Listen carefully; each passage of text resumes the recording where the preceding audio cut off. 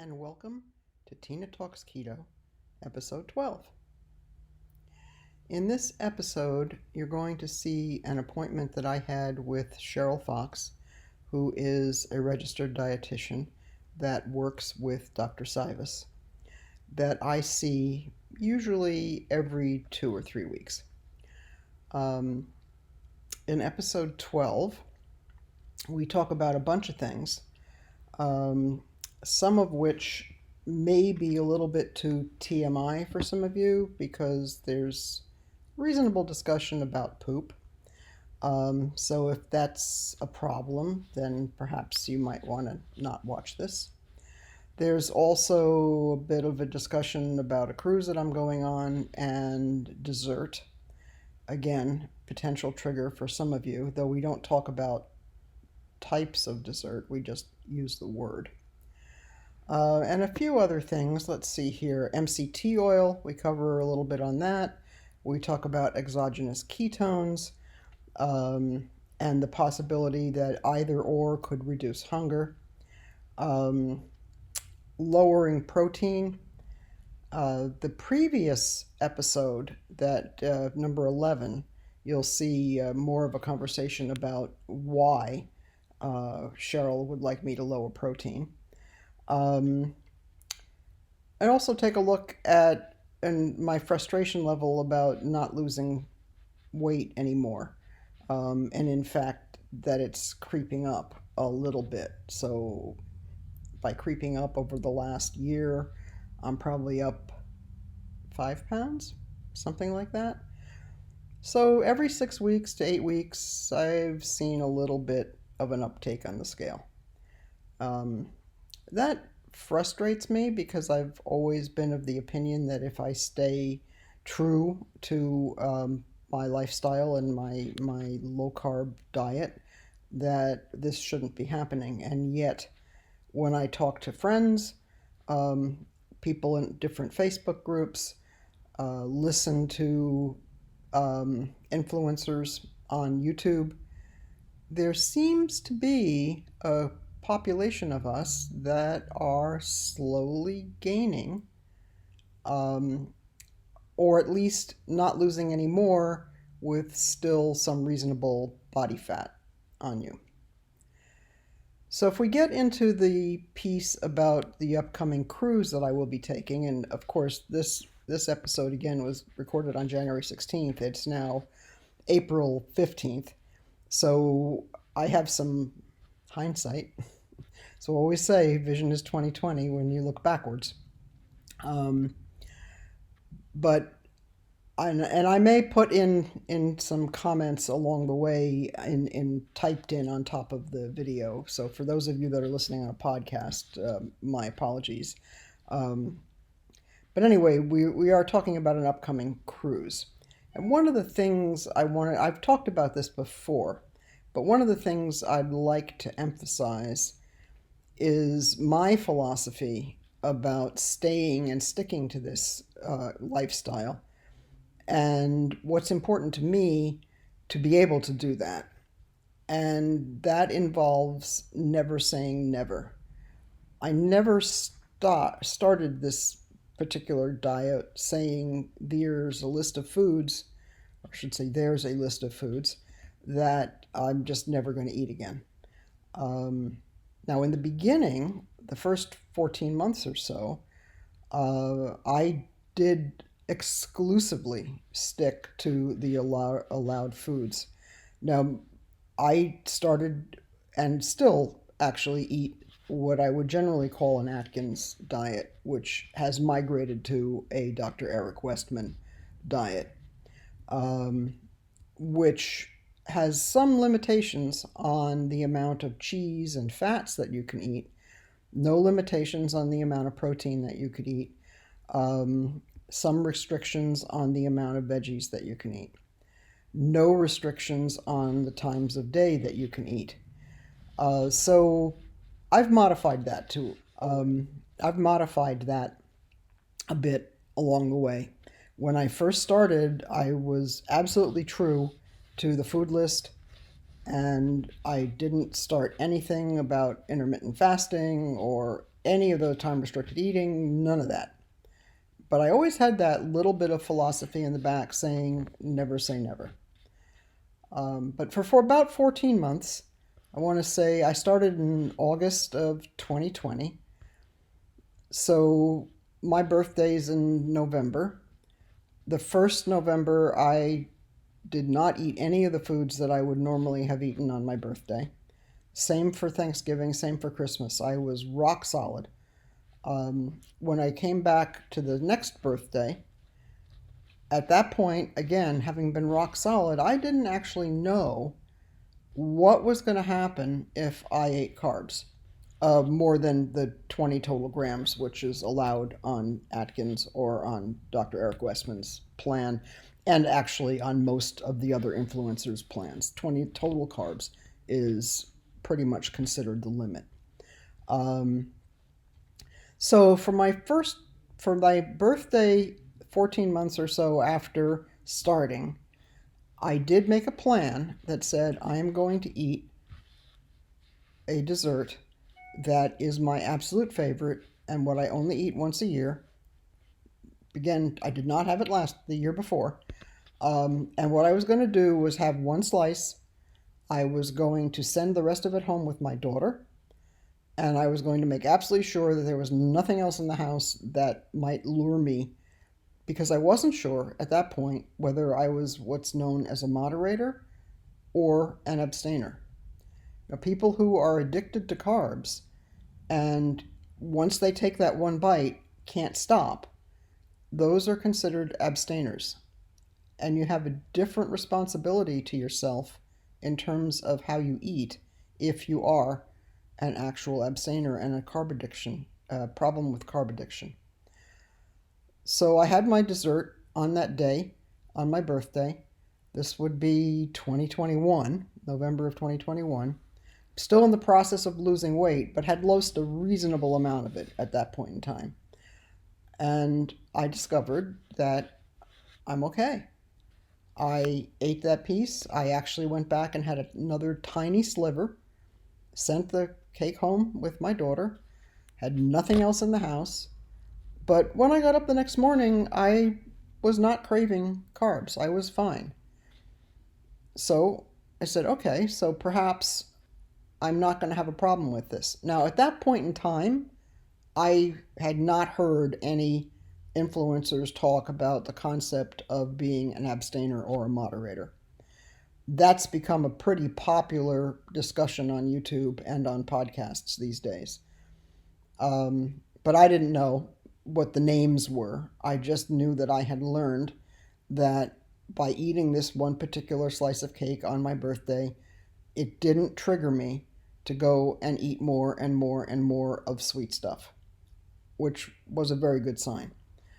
The next time was Thanksgiving, and I did not choose to eat any extra foods on Thanksgiving, but I did on Christmas. Christmas Day, I had a chocolate bar. We made popovers in the house, which my daughter made, which I had one. I had green bean casserole, which has flour and stuff like that in it. And again, I did fine. I had prime rib, which also there is a point where you can look at your ability to control sugar. And typically, if you eat protein first, you're less likely to have a significant spike if you have a small amount of carbs afterwards. At Christmas time, I don't think I had my CGM yet either. This is going back a ways, and I'd have to go back and study if I wanted to find out the actual truths here. But I don't think I had a CGM. I was definitely doing finger sticks. I definitely did finger sticks after I ate the cake on my birthday. I saw a slight rise, nothing dramatic.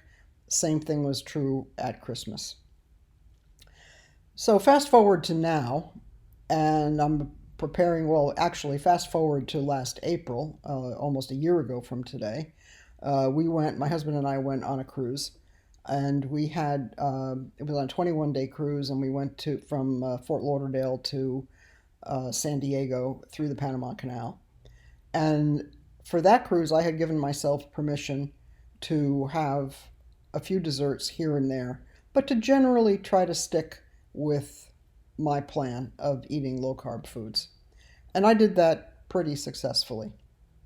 One of the things, talking about never say never, in my philosophy of things, is that I try to evaluate how important eating that sweet thing is to me. So, one of the criteria is it's not something that I can get anywhere when I'm home. So, if I can go out and run to the local XYZ restaurant and order a food that's a dessert that's typically available to me, that doesn't qualify as a special occasion dessert. Um, so on that ship, philosophy was if it's something I cannot get, creme brulee. Oops, I'm sorry, I didn't really want to mention names of foods, but since I said it, um, creme brulee is one of those things that I really adore, and we don't have access to it here at home. I have not ever seen it on a restaurant menu that we frequent anyway. So I had some of that. I had this and that maybe two or three or four times on the course of the 22 days or so that I was on the ship.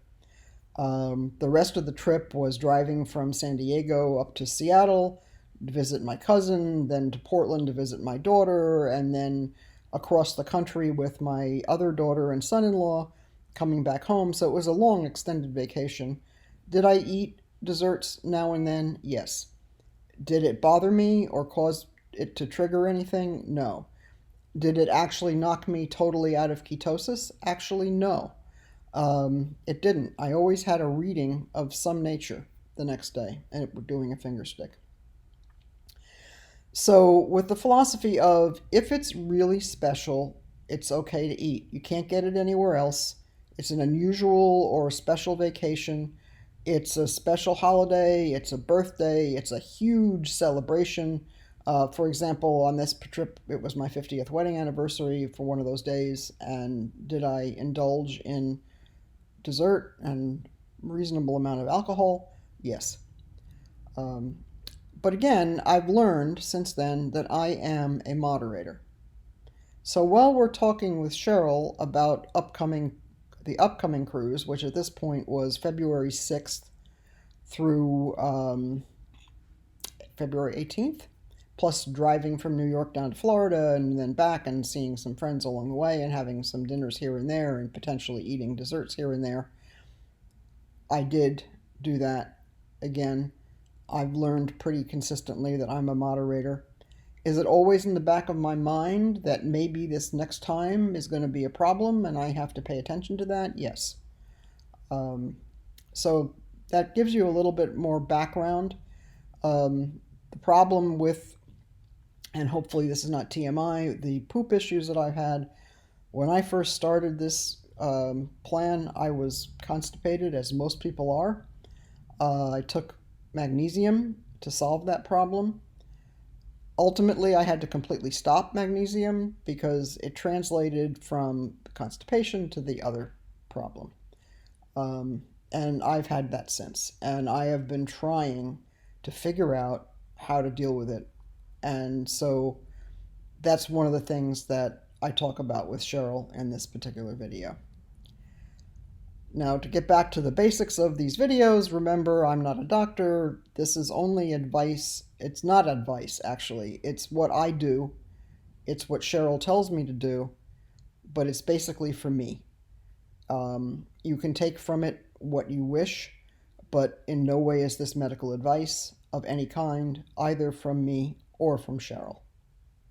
So all that being said, I certainly hope that you enjoy this video, and I'll probably pop back on at the end of it to summarize what we talked about.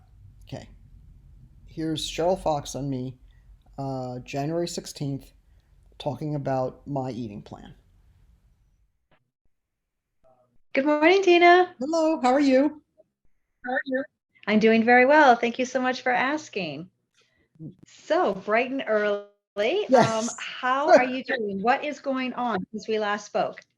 Okay, so I definitely cut back the protein. Um, Okay.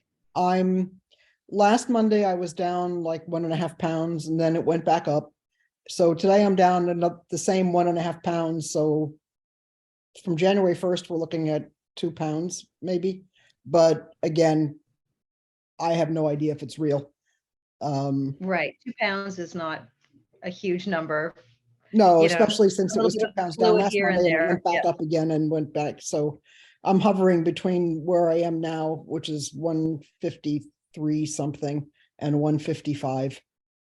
Seems to be going up and down in that neck of the woods. Gotcha. No. But I like the fact that you, sorry, go ahead. I said I decreased the protein. I'm struggling a little bit with the extra fat because it's bothering my gut some, Mhm. which is challenging, Mhm. to say the least. Um, so I'm not really sure. I mean, I'm still hungry after, not always. It's been a little better, maybe. But then, like Thursday, for example, I think I probably ate 1,600 calories on Thursday because I was just starving all day. All legitimate. I mean, no food that I wasn't supposed to eat. Just a lot more, and it still didn't seem to help. But then yesterday I had a late-ish breakfast and then early dinner, and I really wasn't that hungry for dinner. I ate anyway, but I probably didn't need to. The thing is, I normally eat dinner at 4, and if I had I probably would have been hungry by 6, but I didn't really want to eat that late, so I ate anyway. Maybe I shouldn't have. I don't know. Didn't affect the weight because I was down this morning, so that didn't have anything to do with it. But I think I'm hovering between 1,000 and 1,300 calories each day, somewhere's in that range. But definitely, I've absolutely lowered the protein. Fat is iffy. Gotcha. All right. So I appreciate your efforts to reduce the protein relative to the fat. We can talk about what we can do to make it easier on your gut. And I do want to get into that a little bit. Sure. But I'm wondering if you would be open to not tracking your calories for a period of time. Only because I find that it can be very stressful and your body doesn't do math in the same way Well, that this we is would like true. it to. Yeah. Right. I know that Um, we would love to say, okay, if I consume this many calories, that means I should lose a pound a week because yeah. Now, bear in mind that when I track calories, I don't change what I eat based on them. I only Okay. know that what they are because I've got 3,500 and something days of consistent entries in my Fitness Pal. Mhm. So I just know what they are, but Okay. I haven't said, oh, I'm not going to eat this because I'll go over my calorie allotment. I Okay. don't think that way. It's kind of like I just happen to know that that's where I'm at with them. It's never really, I mean, since I've started this way of eating, it's never been an issue in terms of how many I eat. I just know. Am I making Okay. sense? All right. Yes. That's I'm when I was very doing Weight relieved. Watchers and counting points and all that crap. Yes, of course. Okay. But it's Fair enough. We're on the same page. I'm delighted to hear it because that is always a concern for me. But thank you for yeah, explaining. no, I mean, I just, I look at my macros and I look at my calories, and I mean, since we've been reducing protein, I've been checking that more carefully to see where I'm Mhm. at. But other than that, it doesn't affect what I order at a restaurant or what I make for dinner or what I eat in a day. I do, Fair I'm very consistent at 16:8 or 18:6, depending on what my husband's schedule is for breakfast. enough. Um, but I don't snack. Um, and after dinner, if my dinner is done at 4:15, then it's decaf with a little bit of heavy cream or herbal tea, and that's it. That's all I eat after that. I don't go back and grab something out of the fridge. Got you. No, I know that you are totally, totally on course. We're just trying to make Yep, some little tweaks to yep, help you yep, yep. advance. Yeah, we need So to I do. because something is not quite there. It's So are just, you measuring your ketones? yes, now that got better. The first week in particular was much better. I think I had an entire week straight of 80 glucose at first stab, and I usually do 2 sticks. I'll do a stick when I first get up, and I'll do a stick before I eat my first meal. Um, and glucose has been in the first week was in the mid 80s every single day. It's gone up a little bit this past week, I would say more low 90s. Ketones were extraordinary the first week in like 1.6s, that kind of number. But this past week, it's been more like 0.9 to 1.2 in the morning, That's um, perfect. which is I fine. Yeah, wouldn't. no, it's not, but it hasn't changed my level of hunger at all. And it's debatable as to whether it's changed weight. We just don't know. I mean, until we see, I'd be happy with seeing 1 pound down from January 1st consistently. That, Mhm. um, right now it's still fluctuating too much for me to say I lost anything other than water on this, I mean, who knows Right. So what, sometimes it can take a little bit longer. You're up-regulating your body's ability to utilize all of these ketones. For me, the fantastic metric is that now you are really producing ketones. oh You're yeah, yeah, yeah, solidly in for this. sure. So I love that. I think that tweak of the ratio is working really well for you. Okay. Now, if you're suffering some GI distress, let's talk about that for a moment. I What have kinds of been for a symptoms? long time. In the very initial stages of this diet, I was constipated, as most everyone is. Um, but over the years, it's been, and I want to say probably for the past 9 to 12 months, sludgy and annoyingly crampy. Okay. And then I tried no dairy, less dairy and more butter in coffee and stuff. I did that maybe 6 months ago, something like that. Mhm. Um, and that got it really worse. So I knew butter was out of the equation. And it's been back to, it's not diarrheal at all. It's sludgy annoyance with some cramps, which Imodium does zero for. It doesn't Hmm. fix it in the least. Years ago, when Okay. I used to have all sorts of issues, I used to take probiotics and I used to take Imodium, and Imodium would clear everything up all the time.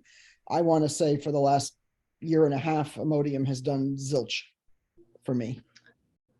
Okay, so let's talk about this because there are things that you can do. Do you have your gallbladder? Yes, Okay, so you do have a gallbladder, yes. because that should be able to help you, right? Because your gallbladder stores the Mhm. bile and Yep. then secretes it in response to fat. So let's try something a little bit different. Have you ever tried MCT oil? Yes. And usually that wreaks havoc. Yes, it does. It can, for sure.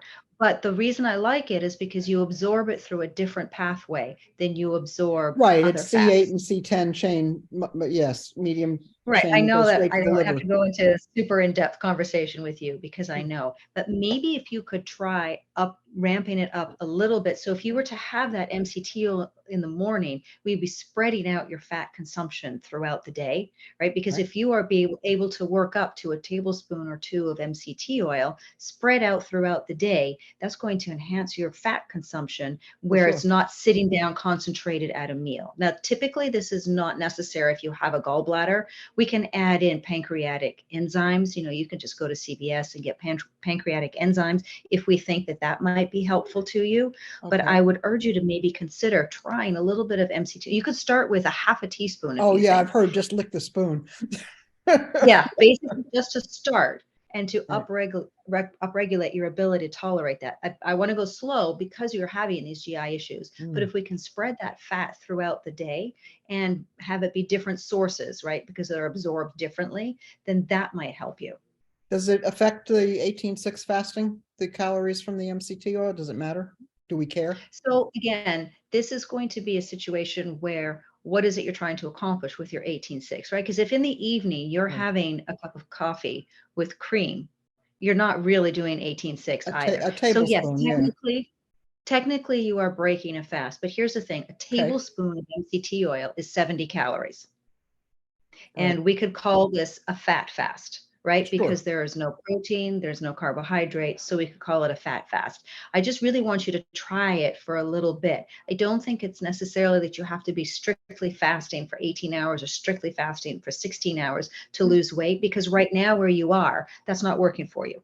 Correct. That's true.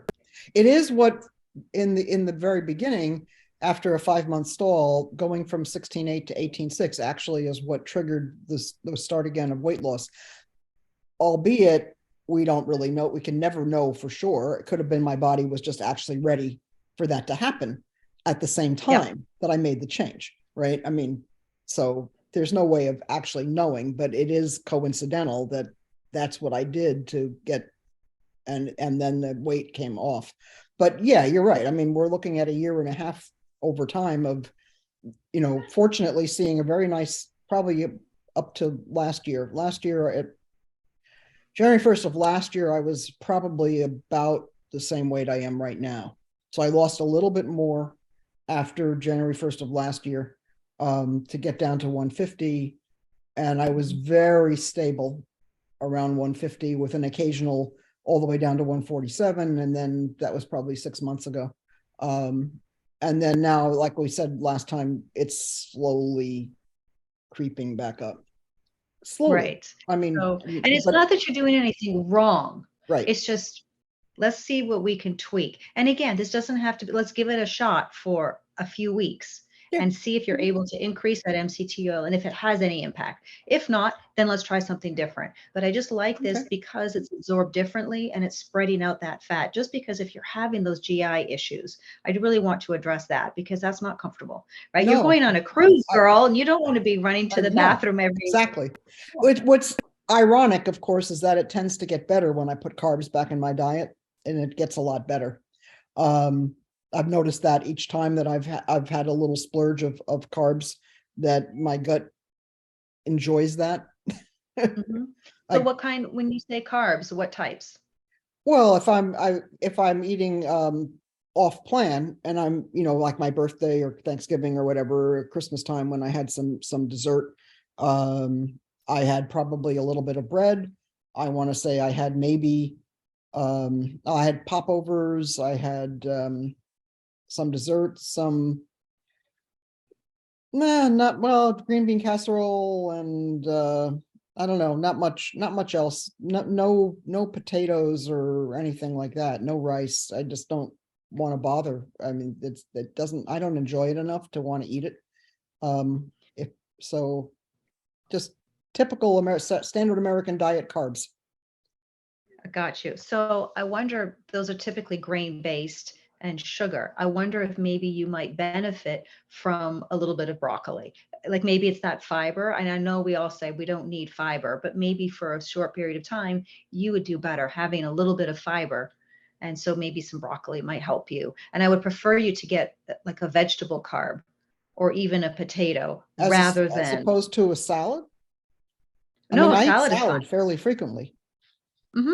Yeah. So I'm just saying adding a little bit more if you want. Like, Okay. I think I would prefer if we can try just one thing at a time. Let's see if Yeah. the MCT oil and Yeah. Yeah. spreading it Yeah. out over Yeah. time works. And then we can talk about maybe introducing a little bit more vegetable to just give you that kind of a balance.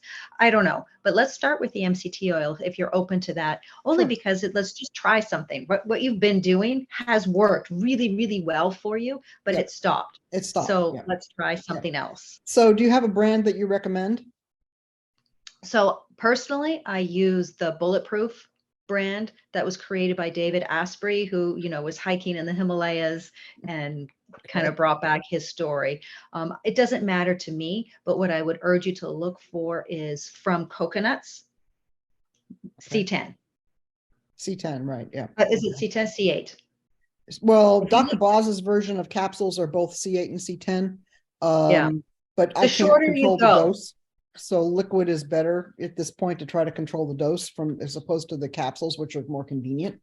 Um, but I mean, yeah, because traveling with the liquids is, I'm not sure, You allowed. can get powdered versions. Oh, okay. Yeah, Oh, if you go, the Bulletproof has powdered, okay. and so then you can just add a little bit to your coffee in the morning, while Okay. you're traveling. Right, right. Okay. I'll look for powdered then. C8, Yeah. C10, does it matter if some of them I noticed have C12 in it also? Does it matter? Yeah, you don't want the C12. That's what I thought. Okay, Yeah, so those, you're the ruling out a shorter the lot of better. them then.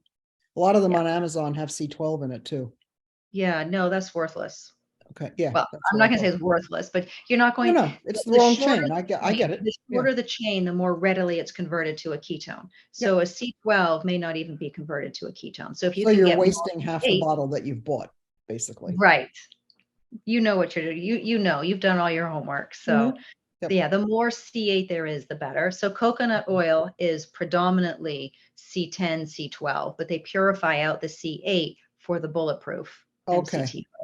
All right. So So I'll see if I can get bulletproof powder yeah, and then start with a very little bit and see what happens. very small, just see how you tolerate it, increase gradually, and let's see if that has any impact for you. But otherwise, what you've done with what you're eating is amazing, right? Just that shift is now getting you into deeper ketosis. And I think that long term, that is going to help. And now, if you're having that MCT oil, you're going to immediately convert that to ketones. So it's Yep. just kind of upregulating the whole process that we're trying to Right. get you to do. Okay. And I'm assuming that there's no reason to use exogenous for any unless I have a bad day or something like that. I mean, a lot of people use exogenous key. I have some in the house. It's the only reason I'm asking. Because I'm trying to get my husband to use them because he has Parkinson's. So, but Well, so maybe like he talking would to a brick tolerate wall. he might tolerate the MCT oil a little bit better. Oh, The exogenous ketones don't taste that great.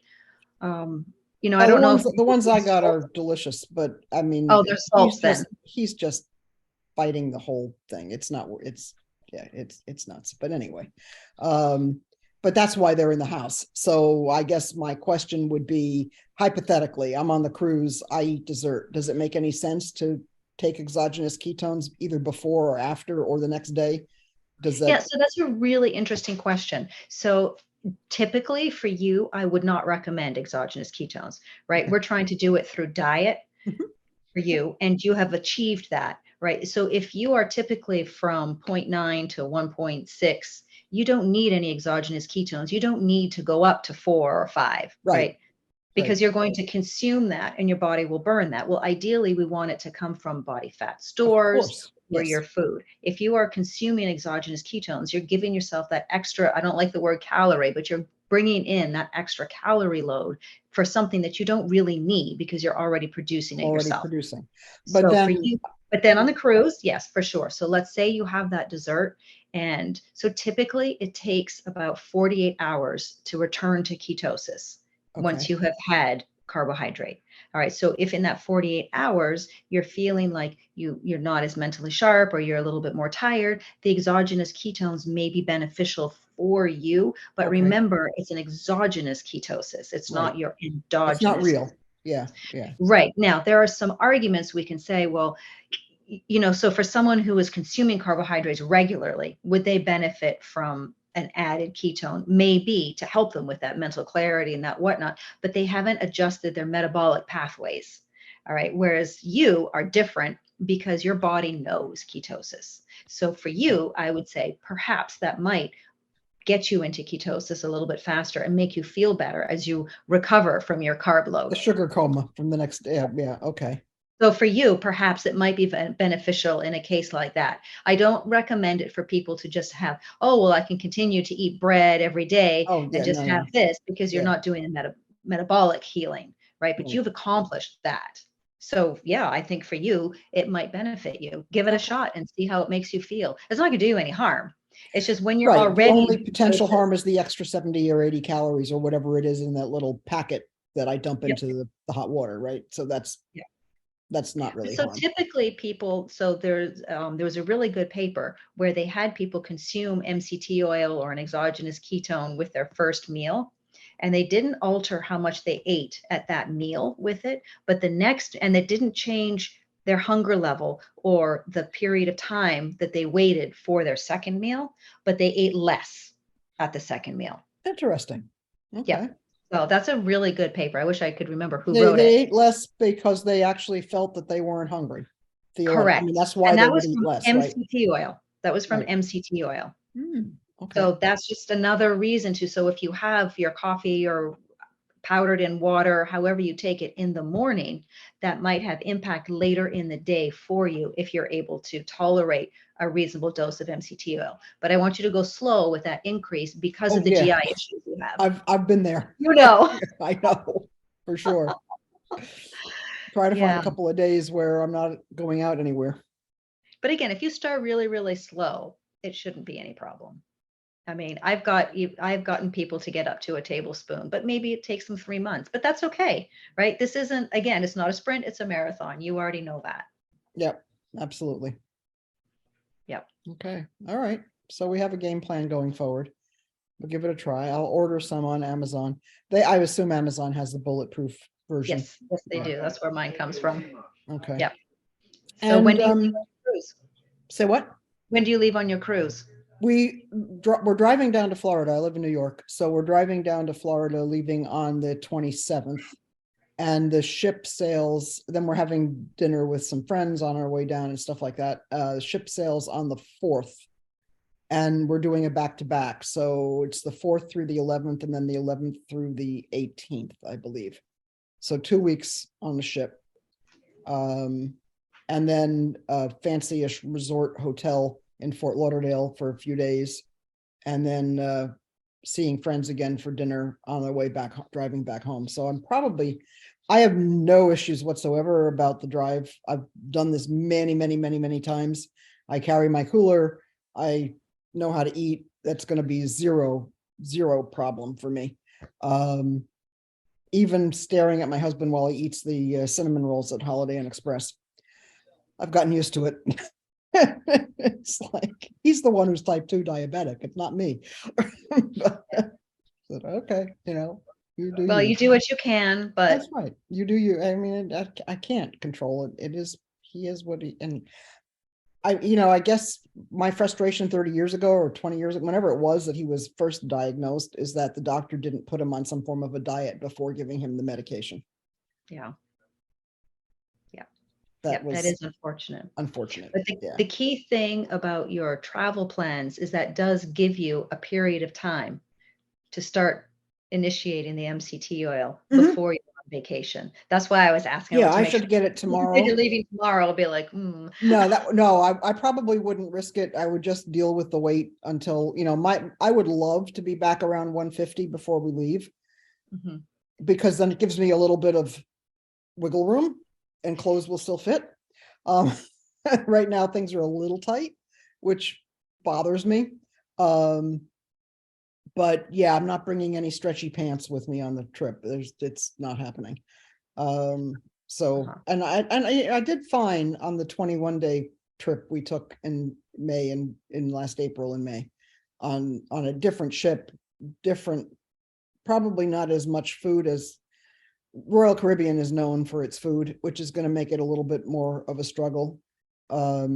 Because they're definitely going to have a larger variety. The Holland America ship had nice food and easy to choose from, but their desserts were so it was really simple to Mhm.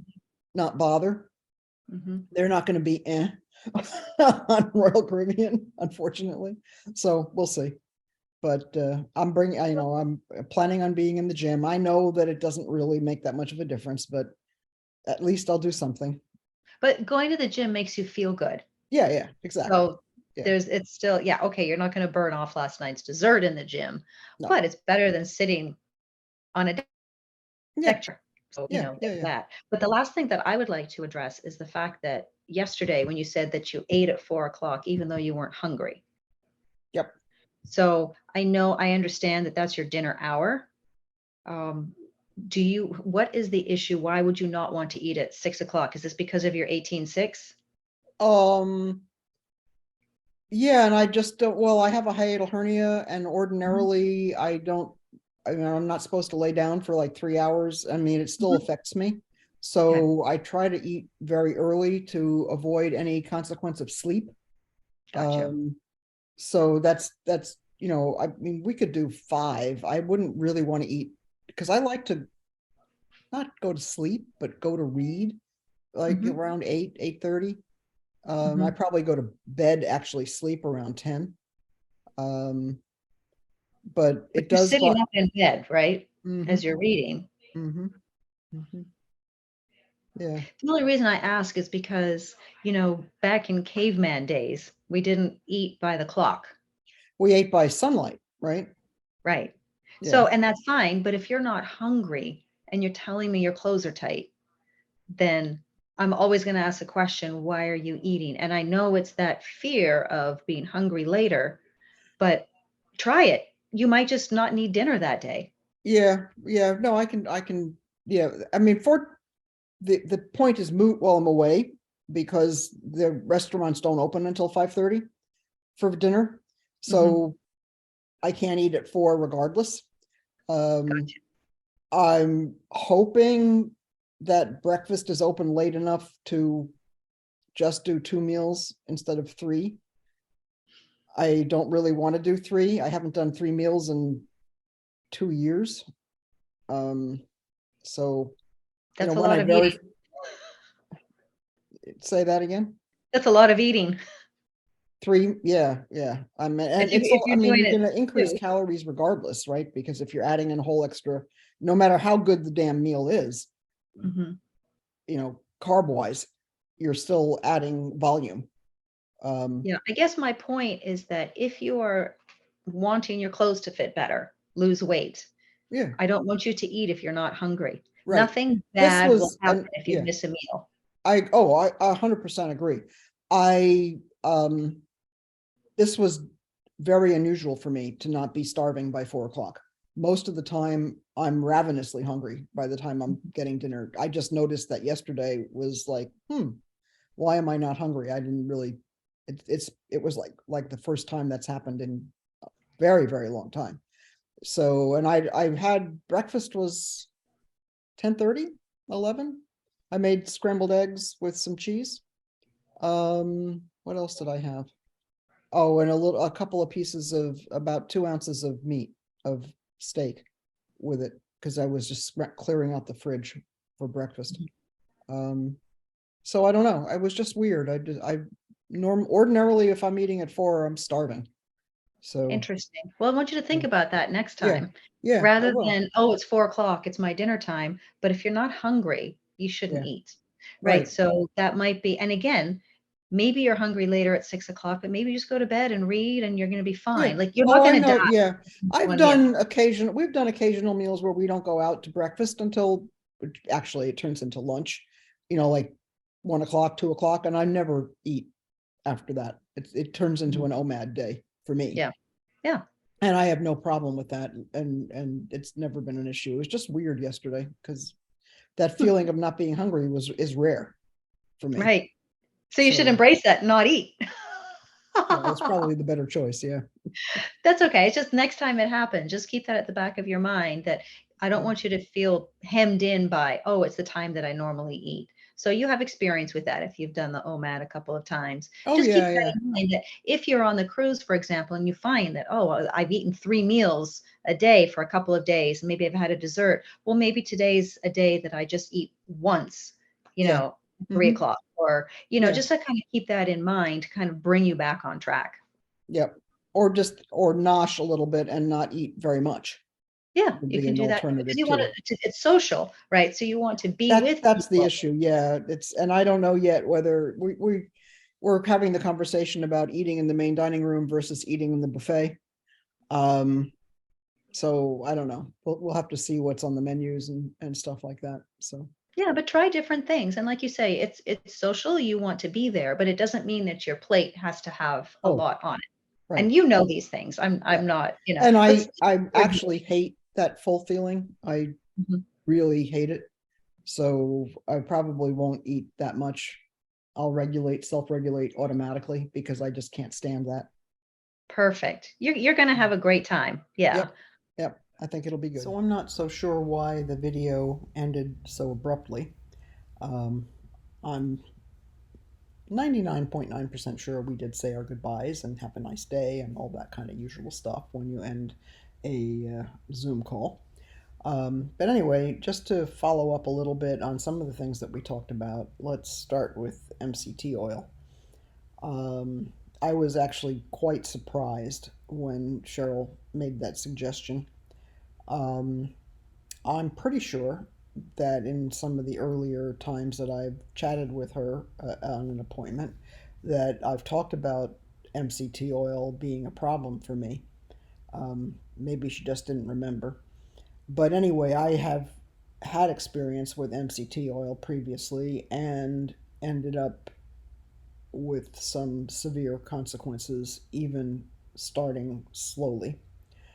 This time around, I did do exactly what she said, which was the half a teaspoon. I did that for a couple of days, went to a teaspoon, a couple of days. Um, then I want to say maybe 8 days in, 8 to 10 days in, I got up to a full teaspoon and total disaster. So MCT oil has to get scratched off the list, and sadly, I have probably $60 to $80 worth of it in my pantry. But it sure doesn't look like anything that I'm going to be able to use. I've restarted it a few times since that conversation on January 12th or whatever day it was. Um, and Same problems. And the most recent time, I only stuck to half a teaspoon, and still same problems. So that's definitely getting scratched off the list. The other thing we talked about was exogenous ketones. Um, I had tried them in the past, also without much success. Um, I don't remember, but I kind of remember way back when have taking them for maybe a month or two. Probably back when I was in my 5 month stall, really early on in the process, and not having had a whole lot of luck with them. The particular brand that and then I did buy some, as I mentioned. My hubby is has Parkinson's, and I did buy some in hopes that he might try that to see if that helped him in any way. So I had some in the closet, as I mentioned to Cheryl. Um, these particular ones that I have are flavored raspberry chocolate, so she mentioned they're salts as opposed to esters. Um, she would have preferred me to take esters, I think, than the salts. I did try that a couple times, and they really made me feel quite ill. Really bad upset stomach from them. Again, could be the brand, uh, but she also mentioned that I didn't really need them, so I did not bring them with me on my trip. I've tried a few times, maybe 3, 4 times, to see if I have any luck with them. Um, Most recently, probably about 3 weeks ago, and actually didn't see much of a rise in my ketones from taking them. Maybe one finger stick before I had them 1.6, and later 1.9 in terms of ketones. So not anything dramatic. And I mean, who knows if my ketones wouldn't have just gone up those 4 hours later anyway. So anyhow, I bought a box of that sitting in my closet as well. And let me just check my notes if there was anything else. Oh, yeah, we talked about that I would go to the gym on the ship. Um, so, for those of you that have been following me all along, you know that when I talked to Dr. Cywes in that particular video, we talked about the two brain tumors that I have, and also high blood calcium levels. The high blood calcium levels tend to cause me to not have any motivation to do anything. Um, and I did not have much motivation to go to the gym, and in fact, did not go to the gym on the ship. But I did, and that's kind of like a yay for me. Our cabin was on deck 14, and the main thoroughfare on the ship was down on deck 5. And I did go every day and walk the promenade on the ship, and then go back up, uh, walking up the stairs up to back up to my deck 14. So I did get some exercise, but I just didn't go to the gym. So anyway, hopefully you enjoyed the interview with Cheryl. Please like this video and subscribe if you haven't yet. Um, Leave comments. Let me know what you think. Let me know if you like watching these interviews with Sheryl or you don't, or you prefer me just talking again like I had been in the past. Um, Otherwise, I think I have another video of Sheryl coming up in a couple of weeks. Um, and we will be away, I guess in a week and a half again, going on another cruise. Yes, we do love to cruise.